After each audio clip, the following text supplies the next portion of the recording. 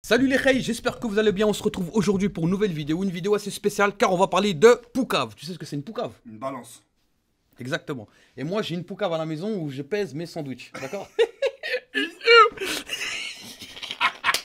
Ouais, alors vous êtes au courant de ce qui s'est passé avec 6ix9ine? 6ix9ine c'est... Tu sais c'est qui? Ouais, c'est le mec qui a les cheveux arc-en-ciel, enfin une sorte de Ouais. guignol quoi.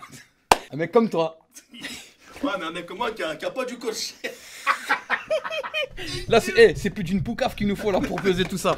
Bref, il s'est fait embarquer par l'FBI parce qu'il est soupçonné justement d'avoir commis des actes répréhensibles aux États-Unis. Et aux États-Unis, c'est vrai que la justice là-bas est très sévère. Donc, quand on regarde un peu ce qui se passe, il a été arrêté, il risque la prison à vie. Il risque minimum 32 ans. Alors, imagine-toi, 32 ans. Il fréquente des voyous. D'accord? C'est un jeune, hein, il a 22 ans, c'est lui qui fait le buzz en ce moment. Et son problème à lui, c'est qu'il s'est entouré de voyous. Ouais. Mais à l'origine, ce n'est pas un voyou. Il a eu des démêlés avec la justice pour une histoire de pointage sur une mineure. Bref, on va pas aller plus loin. Quand on regarde sur Internet, qu'est-ce qui s'est passé? Il s'appelle Daniel Hernandez. Il pourrait jouer dans Narcos, lui, au Mexique. Si, Pablo. Si, Pablo, Mexico. Donc, il a été... Attends, Daniel Hernandez, son vrai nom, a été arrêté dimanche soir et inculpé pour racket, port d'armes et vol à main armée. Les accusations liées à l'implication du rappeur dans le gang new-yorkais Nine Trey Bloods. C'est quoi Bloods? Ah si, bleu. Non, c'est le rouge. Ah merde. Ouais, et en gros, il a été incarcéré, d'accord? Et Est-ce que vous connaissez celle-là, les mecs, cette chanson? Est-ce que tu la connais cette chanson? C'est quoi? Ah là. Il va ruiner ma vidéo. Et donc, il a été transféré dans une prison un peu plus sécuritaire, où il ne sera pas, justement, mélangé avec d'autres détenus ou d'autres membres de gang. Apparemment, ils disent qu'il va peut-être s'en sortir, parce que c'est une balance. Après, nous, ce qu'on voudrait savoir, c'est que à partir de quel moment tu es considéré comme une balance? Pour moi, il y a plusieurs types de balance. Le premier type de balance, c'est, par exemple, tu as vu un mec faire quelque chose, d'accord? La police, ils l'ont embarqué, ils t'ont embarqué toi, ils t'ont fait peur au commissariat et tu l'as balancé parce que tu as eu peur. Tu t'es chié dessus alors tu as balancé le mec. Ça, c'est une balance. Mais on peut pas lui en vouloir. Le mec, il s'est chié dessus, tu vois, il a eu peur. Donc, ça, pour moi, c'est un type de balance à part. Maintenant, par exemple, toi et moi, on va voler des autoradios. Je sais pas pourquoi j'ai dit, voilà. On va voler des autoradios à Mantes-la-Jolie, d'accord, la nuit. Je me fais attraper, mais pas toi. Et moi, au commissariat, ils me font peur et je te balance. Je suis une poucave. Une grosse là. Ouais, je suis quand même une grosse balance. Mais je me suis aussi chié dessus. Parce que, voilà, on a fait un coup ensemble, j'ai pas assumé, je t'ai balancé parce que j'ai eu peur. D'accord? Maintenant, il y a aussi un troisième type de balance. Et le type de balance que je voulais parler là tout de suite, c'est un mec qui appelle le commissariat, qui envoie des lettres anonymes, tu sais. Et genre, il regarde ses voisins, ou il regarde un gars, il dit, peut-être lui, il trafique, je suis jaloux, je vais le balancer, il va se retrouver en prison. Ben ça, pour moi, ça, c'est la pire des balances. Et c'est ce genre de poucave-là que je déteste. Maintenant, on va prendre le cas de 6ix9ine, il est en prison, d'accord? Il a, en plus, apparemment, les mecs avec qui, les mecs qui sont, comment dire, qui sont recherchés, qui ont été attrapés avec lui, apparemment, c'est des mecs qui bossent avec lui, il a viré toute l'équipe.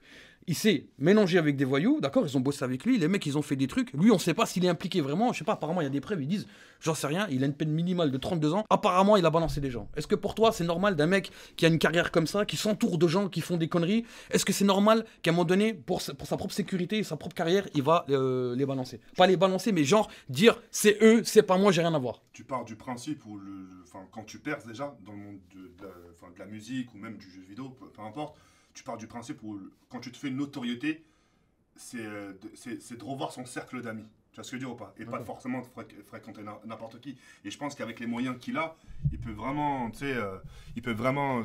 Allô, allô. Ah ouais, donc, admettons, on va prendre ta situation. Toi, t'es youtubeur, tu gagnes ta vie grâce à ça, etc. Tu vas prendre un argent et tu vas t'entourer de gens qui vont faire des vidéos avec toi ou qui vont t'aider, par exemple, dans tes projets. Et ces mecs-là, ils font des choses illégales. Ils se font attraper, mais ils attrapent toute l'équipe, toi avec dedans. Toi, t'arrives en garde à vue, tu dis, écoute, les mecs, ils ont fait des braquages, ils ont fait des ci, ils ont fait des ça. Vous travaillez ensemble. Nous, on vous a suivi pendant un moment donné.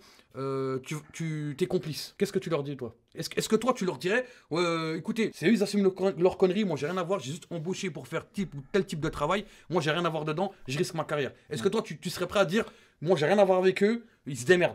Bah non, mais si t'es impliqué dedans, tu peux pas leur dire ça. Ouais, mais toi, si t'es impliqué indirectement, c'est-à-dire que t'es impliqué parce que tu les as fréquentés ou impliqué parce que t'as agi, t'as fait des choses. Bah en fait, si je fréquente des amis qui sont voyous justement et que eux ils font des bêtises mais que je suis pas impliqué dedans, c'est vrai que je leur dirais, voyez ça avec eux, moi j'ai rien à voir dedans moi. D'accord, mais et si les gens ils te traitent de balance, toi t'arrives, tu sors de prison, tu fais une semaine de prison, t'es sorti au tribunal, ils disent... Mais y a pas de problème, qu'est-ce que je veux prendre quelque chose alors que j'ai rien fait? Tu vois ce que je veux dire ou pas? Voilà, tout simplement. C'est-à-dire que...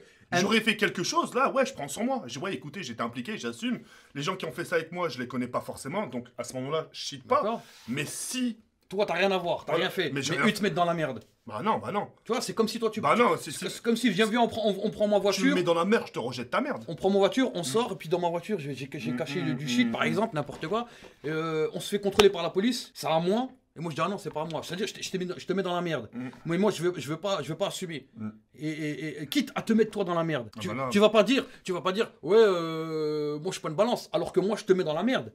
Alors que t'avais rien demandé, tu vois ce que je veux dire.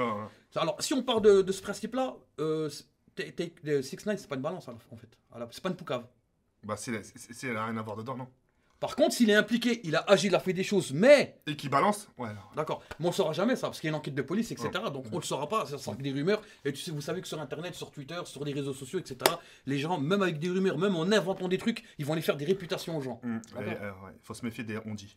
Voilà, exactement. Alors pour fêter le coup, on a fait un petit son. Ouais. D'accord. Donc tu vas nous faire une petite danse. On a fait un petit son, on l'a appelé Snitch. Snitch. Parce qu'on est des putains de poucaves. Donc je vais balancer le son. Yeah.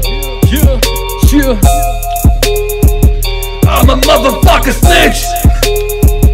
I'm a motherfucker snitch. I report like a glitch. I'm a motherfucker snitch, nigga. I'm a motherfucker snitch, bitch. I'm a motherfucker snitch, bitch. Yeah. Donc on va sortir le son.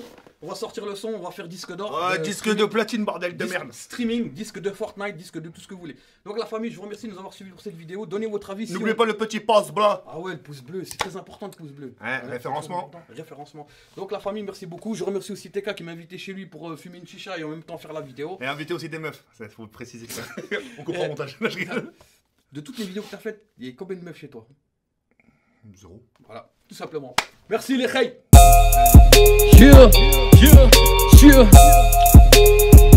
I'm a motherfucker snitch. I'm a motherfucker snitch. I report like a glitch. I'm a motherfucker snitch, nigga. I'm a motherfucker snitch, bitch. I'm a motherfucker snitch, bitch.